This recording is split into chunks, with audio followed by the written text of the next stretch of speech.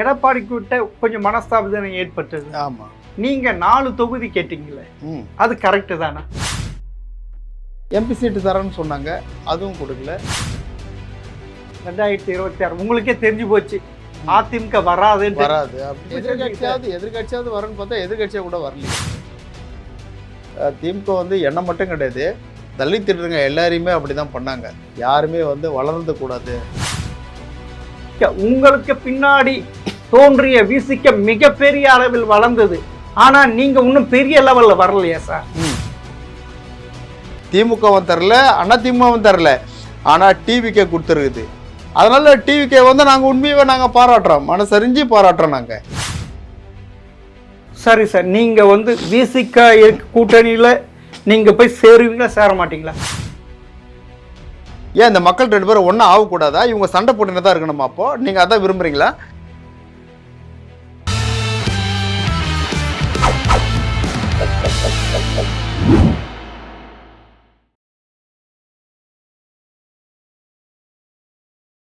GeM TV நேயர்களுக்கு வணக்கம்.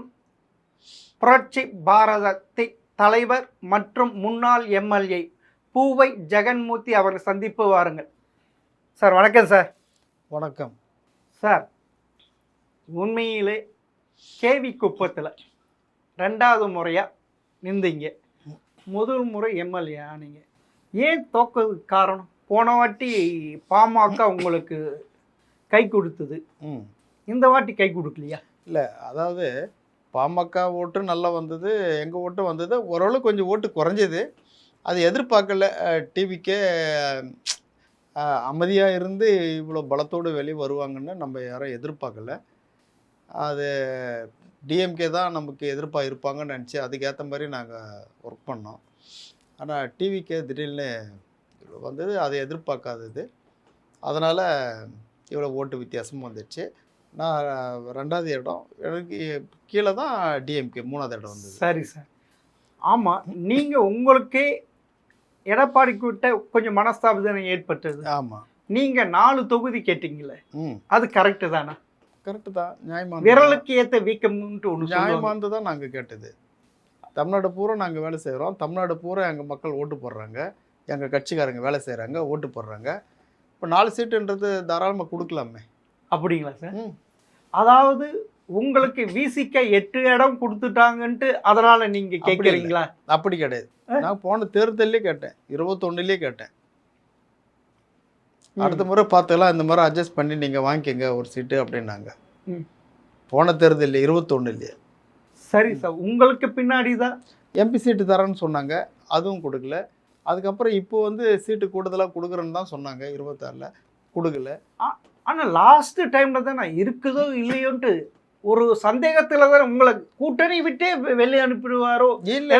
அப்படி ஒரு நாங்கள் போயிடுற மாதிரி இருந்தோம், கூட்டணி விட்டு நாங்கள் வெளியே போயிடுற மாதிரி இருந்தோம். அப்படிங்களா சார்? ஆமாம், நாங்கள் தான் வெளியேற மாதிரி இருந்தோம். அதிமுக கூட்டணிக்கு போகணுன்ற ஐடியாவே இல்லை, அந்த ஆரம்பத்தில் முடிஞ்சிடுச்சு. அப்படி வேண்டான்ற மாதிரி 2026 உங்களுக்கே தெரிஞ்சு போச்சு அதிமுக வராது அப்படின்னு தெரியும், நல்லா எல்லாருக்குமே தெரியும் அதிமுக வராது அப்படின்னு. அப்புறம் எதுக்கு எதிர்கட்சியாவது வரன்னு பார்த்தா எதிர்கட்சியா கூட வரலையே. அதனால தான் நாங்கள் கடைசி நேரத்தில் வந்து கூட்டணிலேருந்து வெளியேறணும் வேண்டான்னு சொல்லிட்டு நாங்கள் பகிரங்கமாக ப்ரெஸ்லாம் கொடுத்தோமே. ஆனால் கேவி குப்பத்தில் 2021 அந்த மக்கள் வெற்றி பெற வச்சாங்க. ஆனால் 2026 உங்களை தோக்கடை வச்சிருந்தாங்க. உங்களுடைய நடத்தை சரியில்லைன்றனால அப்படி ஒரு மக்கள் அந்த முடிவுக்கு வந்தாங்களா? சரி, கரெக்டு. கொளத்தூரில் அப்போ முன்னாள் முதல்வர் நடத்த சரியில்லைன்னா கொளத்தூரில் தோக்கடிச்சாங்க சார். அது வேற சார், அவர் கட்சி தலைவர், நீங்களும் ஒரு கட்சியின் தலைவர் தான். என்ன இருக்கட்டும், அவர் ஒரு முதல்வர் இருந்தாலும் அது ஒரு ஆன்டி இன்கம்சி ஒரு பெரிய இது எல்லாமே ஒன்று தானே, எல்லாமே ஒன்று தானே, எல்லாம் ஒன்று தானே. அம்மா எதிர்கட்சி வரிசையில் இருந்தோம், எந்த அளவுக்கு தொகுதிக்கு செய்ய முடியுமோ அந்த அளவுக்கு செஞ்சோம். சட்டமன்ற உறுப்பினர் நிதியில் இருந்து என்னெல்லாம் பண்ண முடியுமோ அது எல்லாமே பண்ணோம். ஒரு நிகழ்ச்சியை தவறாமல் நாங்கள் எல்லா நிகழ்ச்சியும் போய் அட்டன் பண்ணுவோம், எல்லாத்துக்கும் போவோம். மற்றபடி எம்எல்ஏ தொகுதிக்கு வரலன்ற அந்த பேச்செலாம் கிடையாதாங்க. ஏன்னா வாரத்தில் 2 நாள் அங்கேயே தான் இருப்போம், தொகுதிக்குள்ளே தான் இருப்போம். நாங்கள் தொகுதிக்குள்ளே எந்த ப்ரோக்ராம் நடந்தாலும் எல்லாத்தையும் அட்டன் பண்ணுவோம். ஆனால் உங்களை வந்து அன்றைய ஆளுங்கட்சி திமுக நீங்க உங்களை ஒரு குற்றவாளியாக நிறுத்தியது ஒரு வழக்கில், ஆள் கடத்த வழக்கில். அதாவது திமுக வந்து என்ன மட்டும் கிடையாது, தலித் திருடுங்க எல்லாரையுமே அப்படிதான் பண்ணாங்க. திமுக வந்து யாருமே வந்து வளர்ந்து கூடாது தலித் திருடர்கள் அப்படின்னு திமுக பண்ணாங்க. ரைட் சார், நீங்களே சொன்னீங்க. ஆனா 2021 to 26 வரைக்கும் ஸ்டாலின் ஆட்சியில் பட்டியல் இனத்தவர்கள் எவ்வளவு கீழ்த்தரமாக நடத்தினாங்க உங்களுக்கு நல்லா தெரியும். ஆமா, RS பாரதி எப்படி சொன்னாருன்னு தெரியும். ஆமா, பொன்முடி எப்படி சொன்னாருன்னு தெரியும். SSR எப்படி சொன்னாருன்னு தெரியும். ராஜகண்ணப்ப எப்படி சொன்னாருன்னு தெரியும். தயாநிதி மாறன் எப்படி சொன்னார். எல்லாத்தையுமே நாங்க எதிர்ப்பு தெரிவிச்சிருக்கிறோம். எல்லாத்தையுமே கண்டனம் நாங்க பண்ணியிருக்கிறோம், ஆர்ப்பாட்டம் பண்ணியிருக்கிறோம். ஆனா அதாவது அந்த கட்சியில் கூட்டணியில் இருந்த விசிக, உங்களுக்கு பின்னாடி தோன்றிய விசிக மிகப்பெரிய அளவில் வளர்ந்தது. ஆனா நீங்க இன்னும் பெரிய லெவல்ல வரலையா சார்? புரியுதா? சென்னை ஒட்டிய இதுதானே உங்களுக்கு தெரியுது, தமிழகம் முழுவதும் தெரியல. இல்ல யார் சொன்னது? அது போல அப்படிதானே தெரியுது. பாரதம் 234 தொகுதியிலே எங்களுக்கு ஆள் இருக்கிறாங்க, ஆளு போட்டிருக்கோம், ஆளு நிர்வாகம் இருக்குது, அளவுக்கு இருக்குதா? அதுதாங்க 234 சட்டமன்ற தொகுதியிலையும் நாங்க ஆளு போட்டிருக்கோம், நிர்வாகிங்க இருக்கிறாங்க. வட மாவட்டங்கள்ல பலமா பண்ற அளவுக்கு தென் மாவட்டங்கள்ல பண்ணலன்றது உண்மைதான். சரி சார், திமுக ஆளும் கட்சி திமுக இருக்கும்போது அது கூட்டணியில் விசிக இருந்தது. அது பட்டியல் இனத்தவரை அவ்வளவு கீழ்த்தரமாக நடந்தது. உன்னங்கேட்ட வேங்கை வெயில் மிகப்பெரிய இஷ்யூ. அதை வச்சுக்கிட்டு நீங்க முன்னேறி இருக்கலாம்ல. இல்லங்க, நல்ல ஒரு வாய்ப்பு இல்ல. இருங்க, வேங்க வயலுக்கு நேரடியா போனோம். கேளுங்க, வேங்க வயலுக்கு நேரடியாக போய் அந்த ஊரில் போயிட்டு நாங்கள் பார்த்துட்டு அந்த ஊர் மக்களுக்கு நாங்கள் வந்து ஆறுதல் சொல்லிட்டு அதுக்கு நாங்கள் போகிறதுக்கு முன்னாடியே எங்கள் நிர்வாகிகளை வந்து கலெக்டரை பார்க்கறதுக்கும் எஸ்பி பார்க்கறதுக்கும் லோக்கல் போலீஸ் பார்க்கறதுக்கு எல்லாமே ஏற்பாடு பண்ணோம். எல்லாமே போய் பண்ணாங்க. அவங்க எங்கள் கட்சிக்காரங்க தான் அந்த லோக்கல் மக்கள் கூட இருந்தாங்க, எல்லா உதவியும் பண்ணாங்க. அதுக்கப்புறம் நாங்கள் போனோம், அது என்ன பண்ணணுமோ அதை பண்ணிட்டு நாங்கள் வந்து ஒரு விசாரணை குழு மாதிரி நாங்கள் போட்டு அந்த விசாரணை அறிக்கையில கூட எடுத்துன்னு வந்து நாங்கள் கொடுத்தோம். இங்கே அதுதான் சொல்கிறோமே, நாங்கள் வந்து என்னெல்லாம் பண்ண முடியுமோ எல்லா போராட்டத்திலிருந்து ஆர்ப்பாட்டத்திலிருந்து கண்டன கூட்டத்திலிருந்து எல்லாமே பண்ணியிருக்கிறோம், பண்ணாமலாம் இல்லை. பண்ணாமலே எதுக்கு சார்? அப்படியே அதாவது இந்த பட்டியல் இனத்தர் சினிமா மோகத்தில் இருக்கிறாங்க, அதுல இருந்து வெளிவர முடியும். எம்ஜிஆருக்கு அப்படியே வாக்களிச்சார்கள், ஜெயலலிதாக்கு அப்படியே வாக்களிச்சார், இன்னைக்கு விஜய்க்கு அப்படியே வாக்களிச்ச உங்களெல்லாம் கையை விட்டுட்டு போறாங்க. அப்புறம் நீங்க சரியான தலைவர்கள் இல்ல தானே உங்கள் சமுதாய மக்கள். நீங்க வர இன்னும் கூட கல்வி அறிவியல பின்தங்கி இருக்கிறாங்க, பொருளாதாரத்துல வந்து மிக மிக மிக பின்தங்கி இருக்கிறாங்க, அவங்களுக்கு பொது அறிவு இல்லை. இந்த மக்கள் வந்து இப்படிதான் சினிமா நாட்டம் அப்படிதான் இருக்கிறாங்க. இவங்களை இன்னும் நாங்கள் வந்து அவங்கள வழிக்கு கொண்டு வரணும், இன்னும் அவங்க கல்வி அறிவில் முன்னேறணும், இன்னும் கொஞ்சம் பொருளாதார ரீதியாக முன்னேறணும். இதெல்லாம் வந்தாங்கன்னா கண்டிப்பாக எந்த சினிமா முகத்தையும் பார்க்க மாட்டாங்க. இன்றைய முதல்வர் திரு விஜய் அவர்கள் எப்படி தான் வெற்றிக்கு பட்டியல் இனத்தோர் காரணம் சொல்லி இதுவரைக்கும் தமிழக அரசியலிலே 8 அமைச்சர்கள் இருக்காங்க பட்டியல். அப்பனா அந்த வாக்கை எப்படி தக்க வைத்துக் கொள்ள எவ்வளவு இது பண்றாரு? அவர் 8 அமைச்சர் தரல, 6 அமைச்சர் தானே. 8 பேர் இருக்காங்க சார் பட்டியல், 8 பேர் இருக்காங்க. அவங்க கட்சியில 6 அமைச்சர் தான் கொடுத்து. காங்கிரஸ் அவங்களுடைய தலைமை வந்து யாரும் சூஸ் பண்ணி தரலாம், இவர் தான் அமைச்சரா வரணும் அப்படின்னு. அவங்க சூஸ் பண்றவங்களை தான் இவங்க அமைச்சரா கொடுக்குறாங்க. நல்லா புரிஞ்சுங்க. அதே போல வந்து விசிகால அவங்க யாரு சூஸ் பண்ணி தராங்களோ செலக்ட் பண்ணி தராங்களோ அவங்களுக்கு தான் அமைச்சரா போட போறாங்க. இருங்க, அவங்க கட்சியில 2 பேருமே தலித்து. விசிகால 2 பேருமே தலித்து. 2 பேருக்கு யாரு கொடுத்தாலும் அவங்க தலித்து தான். அதே போல காங்கிரஸ்ல அவங்க 4 பேர்ல வந்து 5 பேர்ல வந்து யாருக்கு ஒன்னாலும் அவங்க மந்திரி கொடுக்கலாம். ஆமா, நல்லா புரிஞ்சுக்க. 2 பேருக்கு மந்திரி கொடுத்தாங்க இல்லையா? அப்போ அங்க வந்து 5 பேருக்குமே வந்து நான் தலித்து கொடுத்தாங்கன்னா அது ஒரு பிரச்சனையா வரும். இருங்க, அது ஒரு பிரச்சனை வரும். அப்போ ஒண்ணு நான் தலித்து, ஒண்ணு தலித்து கொடுக்கணும்னு தான் அவங்க கட்சி முடிவு பண்ணுது. இருங்க சார், அவங்க கட்சி முடிவு பண்ணிதான் எங்க கட்சியில இருந்து இவங்க 2 பேரு, எங்க கட்சியில இருந்து இவங்க 2 பேர், இன்னொரு கட்சி இவங்களுக்கு தான் அமைச்சர் பதவி கொடுக்கணும்னா அவரு கொடுக்குறாரு. நல்லா புரிஞ்சுக்குங்க. அவரு வந்து நான் வந்து தலித்துக்கு தான் தருவேன், நான் தலித்து தருவேன்னு அவரு சொல்ல முடியாது. நல்லா புரிஞ்சுக்குங்க. இன்னொரு கட்சியில் அவர் தலையிட முடியாது. அவர் கட்சிக்கு மட்டும் அவர் யாருக்கு ஒன்றாலும் கொடுக்கலாம். இன்னொரு கட்சி காங்கிரஸ்க்கு வந்து நான் சொல்ற ஆளுக்கு தான் மந்திரி பதவி தரணும்னு அவர் சொல்ல முடியுமா? சொல்லலாமே. சொல்ல முடியும். இதுல இருக்கு, அவர் தான் முதல்வரா இருக்கு. அது தப்பு இல்லையா?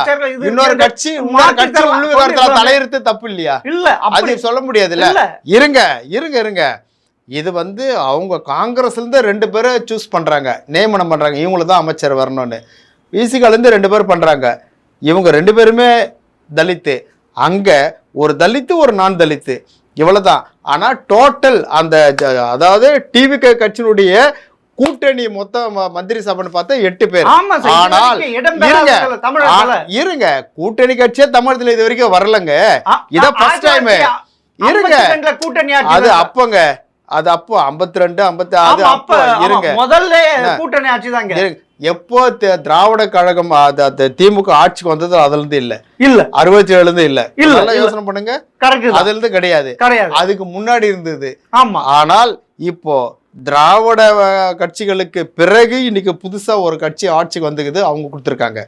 அதுக்கு முன்னாடி காங்கிரஸ் கொடுத்துக்கிறாங்க, இப்போ டிவிகே கொடுத்துருக்குது. இடையில திமுக அதிமுக மாறி மாறி ஆட்சிக்கு வந்தாங்க, அவங்க யாரும் கூட்டணி மந்திரி சபை தரல சார். அதுதான் சொல்றது.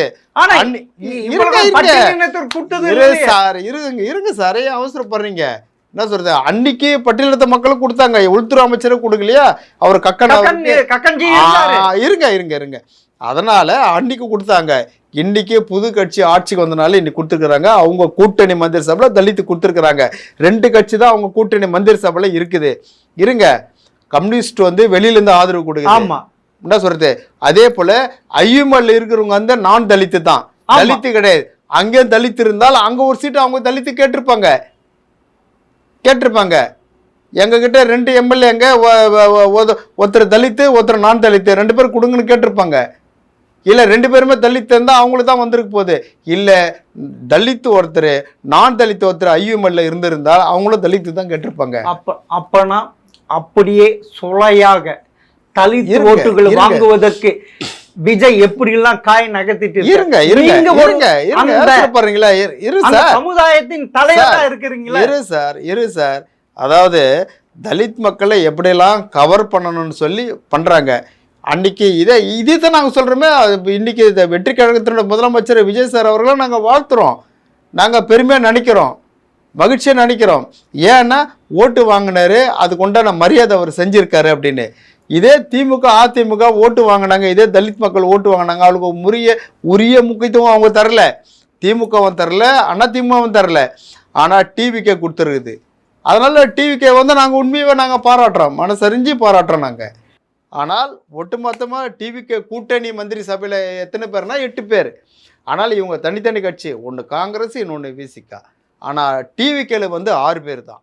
அந்த 6 பேர் மட்டும் தான் அவங்க சொல்ல முடியும், கணக்கு சொல்ல முடியும், இது சொல்ல முடியாது. சரி சார், நீங்க சட்டமன்றத்தில் 2 முறை இது பண்ணியிருக்கீங்க. நீங்க கருணாநிதி ஆட்சியும் பார்த்துருக்கீங்க, ஜெயலலிதா ஆட்சியும் பார்த்துருக்கீங்க. இப்படி சட்டமன்றத்தில் அதாவது சமூக நீதி சமச்சீர் எதுவுமே செக்குலரிசம் இருந்த ஒரு சட்டமன்றம் இன்னைக்கு ஒரு ரிலீஜியஸ் இதுவா போகுது. நீங்க இப்படி ஒரு இது கூத்து பார்த்துருக்கீங்களா?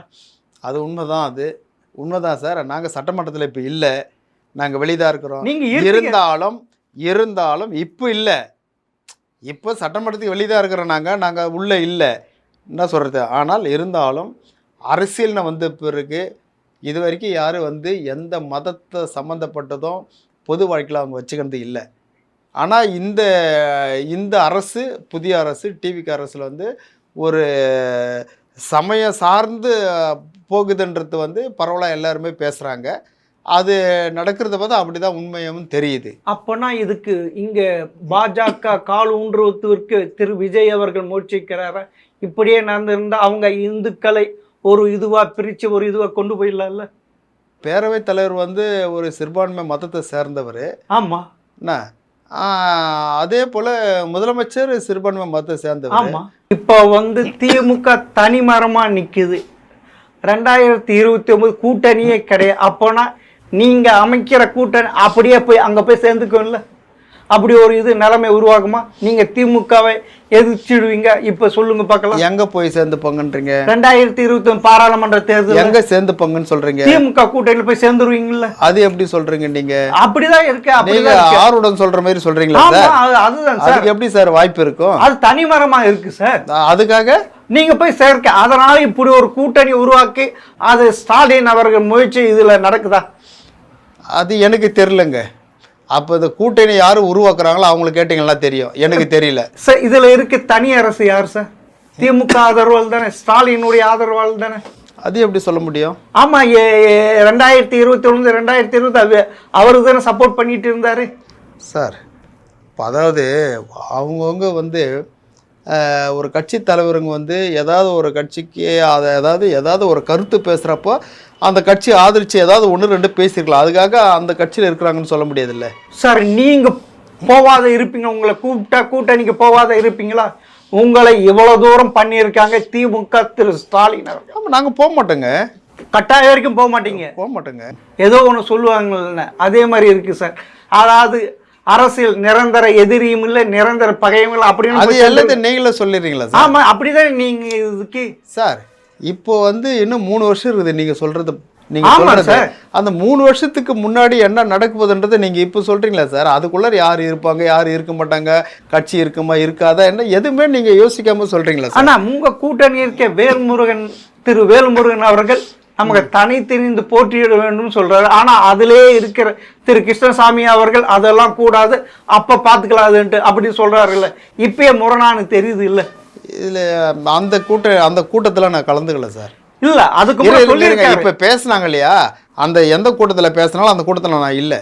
நல்லா பாருங்க, நான் இன்னும் முறைப்படி நான் அங்க போய் நான் இன்னும் கலந்துக்கல.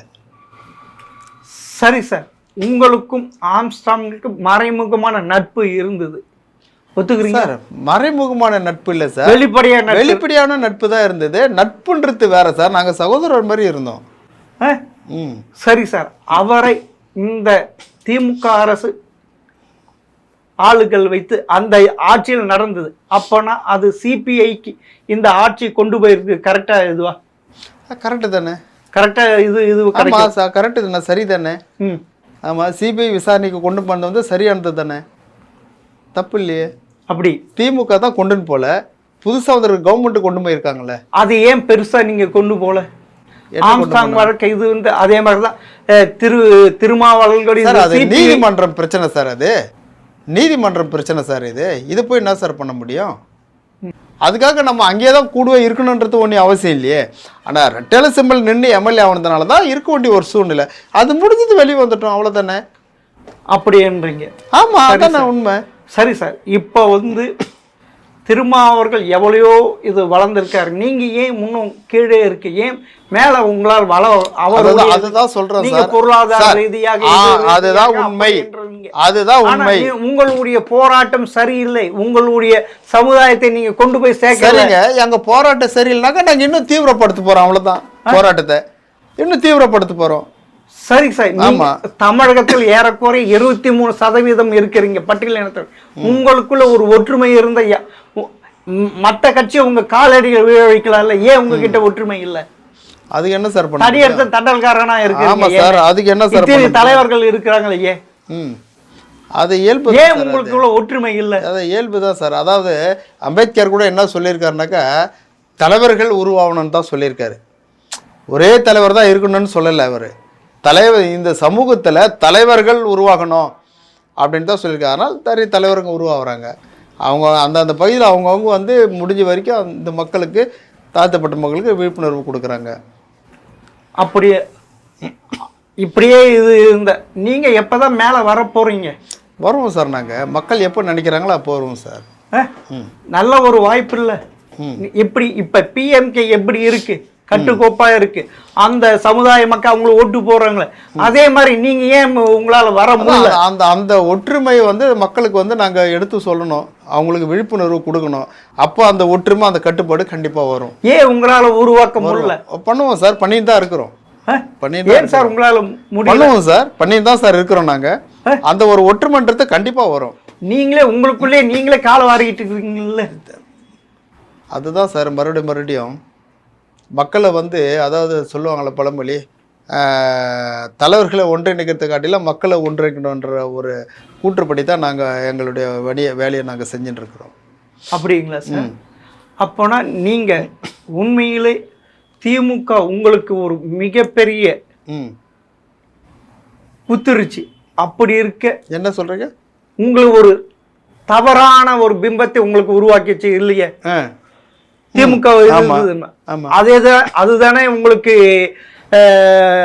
உயர் நீதிமன்ற நீதிபதி உங்களை ஒரு இதுவும் கொட்டேஷன் கொடுத்தாரு, 2 கொட்டேஷன் கொடுத்தாரு இல்ல? அப்படிப்பட்ட திமுக கூட இனி உறுதியாக கூட்டணி வைக்க முடியாதுன்ட்டு உங்களால் உறுதியா சொல்ல முடியுமா சார்? நீங்க இது எப்போ நடக்க போறதுக்கு இப்போ கேக்குறீங்க? இல்ல, இது ஒரு இப்படி நடந்து போச்சு இல்ல சார். இருங்க பாருங்க சார், உங்க பேரை டேமேஜ் இவ்வளவு வரைக்கும் பண்ணிட்டாங்கல்ல. 2011 இருந்து இப்போ வரைக்கும் வந்து நாங்க திமுக பத்தி பேசுறது கிடையாது, அந்த கூட்டணிக்காக நாங்க பேசுறது கிடையாது. இன்னும் திமுக வந்து நாங்க விமர்சனம் பண்ணிட்டு தான் இருக்கிறோம். எங்களுக்கு டைம் கிடைக்கும் போதெல்லாம் பொதுக்கூட்டத்தில் நாங்கள் அது கூட்டமாக இருந்தாலும் போராட்டமாக இருந்தாலும் எந்த நிகழ்வுகள் இருந்தாலும் திமுக பற்றி நாங்கள் பேசாமல் இல்லை, திமுக விமர்சனம் பண்ணாமல் இல்லை. இந்த மக்களினுடைய சர்க்கிளுக்கு இந்த மக்களுடைய வளராமல் இருக்கிறதுக்கு காரணமே திமுக தான். நாங்கள் சொல்லிட்டு தானே இருக்கோம். திமுகவில் இந்த மக்களுக்கு கொஞ்சம் எந்த சூழ்நிலையும் அவங்களுக்கு வளர்ச்சி இல்லையே. 2005 அந்த கட்சிகளால் தான் நீங்கள் எம்எல்ஏ ஆனீங்க. 2005 இல்லை, 2006. அதுதான் 2006. ஆமா, அதுக்கப்புறம் பார்த்தா நாங்கள் உள்ள போன பார்த்தா தெரியுது. அதுக்கப்புறம் நாங்கள் வந்துட்டோம் வெளியே வந்துட்டீங்க. அதாவது அங்க உங்களை கூப்பிட அங்க வீசிக்காய் அறுதனால அங்க போல இப்படிதானே? இல்ல நீங்க உங்களுடைய நிலைப்பாடே அதிமுக திமுக அதிமுக நீங்க தான் சொல்றீங்க. அப்படிதானே காட்டுது? கிடையாது சார், உங்களுடைய வரலாறு. எங்க தலைவர் மறைஞ்சதுக்கு அப்புறம் எங்களுடைய நிறுவன தலைவர் 2002 மறைஞ்சிடறாரு. மறைஞ்சதுக்கு அப்புறம் கட்சி தலைமை பொறுப்புக்கு நான் வரேன். நான் வந்த பிறகு அதுக்கப்புறம் எங்களுடைய போராட்டங்கள் தொடர்ச்சியாக மாநாடு ஆர்ப்பாட்டம்னு இந்த மக்களுக்கு ஆதரவான எல்லா நிகழ்வும் நாங்கள் எடுக்கிறோம். இது எந்த சமூகமாக இருந்தாலும் இல்லை அரசாங்கமாக இருந்தாலும் வேறு யாராக இருந்தாலும் இந்த மக்களுக்கு எதிர்ப்பாக என்ன பண்ணுறாங்களோ அதை எதிர்த்து நாங்கள் போராட்ட காலத்தில் தான் இருக்கிறோம். அப்போது வந்து ஒரு கூட்டணின்னு வரும்போது அப்போ திமுக அப்போ எங்களை கூப்பிட்றாங்க. ஃபஸ்ட் டைமாக நாங்கள் கூட்டணி எடுத்து அப்போ தான் போகிறோம். நல்லா புரிஞ்சுங்க, ஃபஸ்ட் டைமாக கூட்டணி நாங்கள் அப்போ தான் போகிறோம். திமுக எங்களை கூப்பிட்றாங்க, அந்த கூட்டணி நாங்கள் போகிறோம். அங்கே வந்து அவங்க சிம்பிளி நின்று அரக்கோணத்தில் சட்டமன்ற உறுப்பினராக வரோம். அதுக்கப்புறம் 2011 ஆட்டோமேட்டிக்காக நாங்கள் வெளியே வந்துட்டோம். அது முடிஞ்சதுமே அப்போது வந்து நாங்கள் தொகுதி வந்து நாங்கள் கூடுதலாக கேட்டோம். அப்போவே கூடுதலாக கேட்டோம். அப்போது ஒரு தொகுதி தான், நாங்கள் ஒரு தொகுதினா வேண்டான்னு நாங்கள் வெளியே வந்துட்டோம். சரி சார், நீங்கள் வந்து விசிக கூட்டணியில் நீங்கள் போய் சேருவீங்களா சேர மாட்டீங்களா? திரும்பி பாருங்க சார், அதுக்கு என்ன சார் இப்போ அவசியம் ஒன்றும் இல்லையே. இல்லை, நீங்கள் அப்படி தானே நிலைமையை கொண்டு போகிறீங்க. இல்லையே சார், இல்லையே. விசிக தனியும் நாங்கள் பிபிகே தனின்ட்டு அப்படி தானே கொண்டு போகிறீங்க. உங்களுக்குள்ள ஒரு ஒற்றுமை. ஆமாம் சார், நாங்கள் ஒரு கட்சி, பிபிகே புரட்சி பாரதத்தை நாங்கள் ஒரு கட்சி சார். எங்கள் கட்சி நாங்கள் வந்து செயல்படுத்திட்டு இருக்கிறோம். ஆனால் ரைட் சார், ஆனா அவர் ஒரு கொள்கையில் இருக்க, நீங்க ஒரு கொள்கையில் இருக்கீங்க. அதாவது மதவாதி கட்சியோடு ஜாதிவாதி கட்சியோடு இருக்க மாட்டேன்ட்டு இருக்கிறீங்க. நீங்க பிஎம்கே கூட ரொம்ப ரிலேஷன்ல இருக்க, நட்பா இருக்கிறீங்க. அது எப்படி இது? ஆமா சார், இப்ப பிஎம்கே என்ன பண்ணிட்டாங்க? அவர் என்ன சொல்றாரு? இல்ல பிஎம்கே என்ன பண்ணிட்டாங்க? இல்ல சார், பிஎம்கே இப்ப என்ன பண்ணிட்டாங்க அது சொல்லுங்களேன். வன்னியர்கள் பட்டியல் இனத்தை மிக தாழ்வாக நடத்துறாங்க, தாழ்வா இது பண்ற. அதனால தான் அவரு அந்த கட்சியில் சேர மாட்டேன், கூட்டணி வைக்க மாட்டேன் உறுதியா இருக்கிறாரு. இருங்க, உங்களுக்கு மாத்த ஏன் அது தெரியாது இருக்கு? இருங்க, ஒரு காலத்துல நடந்திருக்கலாங்க, அதுவே காலம் பூரா நடந்துட்டு இருக்குமா? ஏன் இந்த மக்கள் 2 பேரும் ஒன்றும் ஆகக்கூடாதா? இவங்க சண்டை போட்டுன்னு தான் இருக்கணுமா? அப்போ நீங்க அதான் விரும்புறீங்களா? இல்ல, அவர் அப்படிதானே நினைக்கிறாரு. நீங்க அதை தான் விரும்புறீங்களா? அவர் அப்ப இவங்க வந்து ஒன்றும் ஆகக்கூடாது, இவங்களை வந்து சண்டையாவே அதாவது எதிர்ப்பாவே உருவாக்கின்னு இருக்கணும், இவங்க ஒன்றும் ஆகக்கூடாதுன்னு நினைக்கிறீங்களா? அப்படிலாம் இல்லை சார், அனைத்தும் ஒற்றுமையா சார். ஒரு காலத்துல ஏதாவது ஒரு பிரச்சனை இருந்திருக்கலாம், அங்கொன்று இங்கொன்றுமா நடந்திருக்கலாம், எங்கேயாவது நடந்திருக்கலாம். என்ன சொல்றது, வட மாவட்டங்கள்ல அது நாங்க இருக்கிற பகுதிகள்லாம் அந்த மாதிரியான பிரச்சனை எந்த பிரச்சனை இருங்க சார், இருங்க, எந்த பிரச்சனை வந்ததில்ல. அப்படியே ஒரு காலத்துல இருந்திருக்கலாம். இப்ப ஏன் 2 மக்களா ஒன்னா ஆகக்கூடாது? இப்படியே சண்டை போட்டுதான் இருக்கணுமா? அப்போ இவங்க வந்து வளரக்கூடாது, ரெண்டு பேருமே கல்வியிலையும் வளரக்கூடாது, பொருளாதார ரீதியாகவும் வளரக்கூடாது. இவங்க இப்படியே சண்டை போட்டுன்னு கோர்ட்டு ஜெயிலு இப்படியே தான் போயிட்டு இருக்கணும். அப்பனா திரும்ப அவங்க தவறான வழியில போறாருன்றீங்களா? அது எங்களுக்கு தெரியாது சார். இல்ல அது எங்களுக்கு தெரியாது. அது எங்களுக்கு தெரியாது. என்னை பொறுத்த வரைக்கும் நான் சொல்லுவேன், இந்த மக்கள் ஒன்னா ஆகணும், ஒன்னா இருக்கணும், இவங்க வந்து வளரணும், இவங்க வந்து படிக்கணும், தலித் இளைஞர்கள் வந்து படிக்கணும், தலித் இளைஞர்கள் ஒரு நல்ல வேலை வாய்ப்புக்கு போகணும், பொருளாதார ரீதியாக அவங்க முன்னேறணும். இதுதான் எங்களுடைய கோட்பாடு. அதுக்காக வந்து நீங்க சண்டை போட்டீங்கன்னா இருக்கக்கூடாதுன்னு தான் நாங்க நினைக்கிறோம். இல்ல அவர் அப்படி நினைக்கல. இல்ல அவர் சார் அது எங்களுக்கு தெரியாது சார். உங்களை நீங்க இது எங்களுடைய வட மாவட்டத்தில் சொல்றது கேளுங்க சார். எங்களுடைய கொள்கை என்னவோ இதுதான் நான் சொல்றேன். மத்தவங்கள பத்தி எனக்கு தெரியாது. இல்ல அவரும் மத்தவங்கள பத்தி எனக்கு தெரியாது சார். நீங்களும் பட்டியலிட்டவர் எப்படி இந்த கொள்கை அததான் சொல்றேன். மத்தவங்கள பத்தி எனக்கு தெரியாது. மத்தவங்கள பத்தி எனக்கு தெரியாது. இது எங்களுடைய கொள்கை. இதை நான் சொல்றது உண்மையில சார், நீங்க சொல்றது உண்மையான கொள்கை, நட்பான கொள்கை, உண்மைதான். அனைவரும் ஒற்றுமையா இருக்கும். ஆமா, எந்தவித சண்டை சச்சரவு இல்லாம இருக்கணும். அது உங்க இது வந்து வரவேற்கிறேன். ஆமா சார்.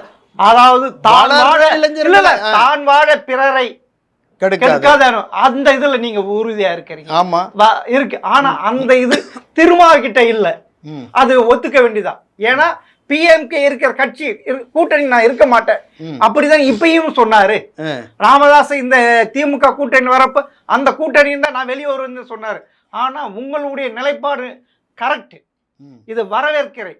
வட தமிழகத்தில் இரு சமுதாயமும் ஒற்றுமையா இருக்கணும். ஆமா, அடிச்சு இதெல்லாம் இருக்கு. ஆனா திரும்ப வந்து 2 பேரும் வெட்டி குத்திக்கணும் அப்படின்னு அந்த நிலைப்பாடுல இருக்கிறாங்க சார். உண்மையில எங்களுடைய எதிர்கால இளைஞர்களை வந்து சீரழிக்க நாங்க விரும்பல சார். கரெக்ட் தான் சார். அவங்க நல்லா படிக்கணும், நல்லா வேலைக்கு போகணும், குடும்பத்தை காப்பாற்றணும், அவங்க பொருளாதார ரீதியா முன்னேறணும். அதுதான் நாங்க நினைக்கிறது. அவங்கள வந்து படிக்கிறப்பே வந்து நீ ஜெயிலுக்கு சண்டை போடுறா, நீ ஜெயிலுக்கு போடா, கோர்ட்டு கைமா சுத்துறா அப்படின்னு நாங்க நினைக்கவே இல்லை சார். எங்க தலைவர் எங்களுக்கு அந்த மாதிரி சொல்லி தரல. உண்மையிலே இன்னும் உள்ளாட்சி தேர்தல் வரப்போகுது, அதுல நீங்க உங்களுடைய நிலைப்பாடு என்ன? அது இன்னும் முடிவு எடுக்கல சார். உள்ளாட்சி தேர்தல் தேதி அறிவிக்கிட்ட சார். அப்போ எங்களுடைய நிலைப்பாடு என்னன்றதை நாங்கள் அப்போ கண்டிப்பாக அறிவிப்போம். இல்லை, அனைத்து கட்சி சேர்ந்து ஒரு கூட்டணியை இருக்கலாம். இல்லை திரும்பவும் அதிமுக இல்லை சார். இல்லை இல்லை இல்லை இல்லை இல்லை இல்லை இல்லை இல்லை இப்போ சொல்லியிருக்கீங்க இல்லையா, அந்த கூட்டணியில் கூட இருக்கலாம். 3வது அணியோ இல்லை 4வது அணியோ, 4வது அணி அந்த அணியில் கூட இருக்கலாம். இதுதான் இப்போதைக்கு. இது இன்னும் முடிவு செய்யல. ஆமாம் சார். இப்போ இன்னும் முடிவு பண்ணி இந்த கூட்டணிக்கு பேர் வைக்கல. இன்னும் என்ன பேர் வைக்கலான்றது பேர் வைக்கல. அது ஐக்கிய முற்போக்கு கூட்டணியா, ஐக்கிய கூட்டணியா, ஏதாவது ஒரு பேர் வைப்பாங்க இல்லையா, அந்த பேர் ஒன்றும் வைக்கல. எந்தெந்த கட்சி அந்த கூட்டணியில் இருக்கிறாங்கன்றதும் முடிவு பண்ணலை. அந்த முடிவு பண்ண பிறகு அதுக்கப்புறமா தான் சார் தெரியும். உண்மையிலே பார்க்கலாம் சார். இன்னும் 6 மாத காலங்கள் இருக்கு உள்ளாட்சி தேர்தலுக்கு. ரைட். ஆமா. அப்ப வந்து திருப்பி உங்களை வந்து சந்திக்கிறேன். மிக்க நன்றி சார். நன்றி சார்.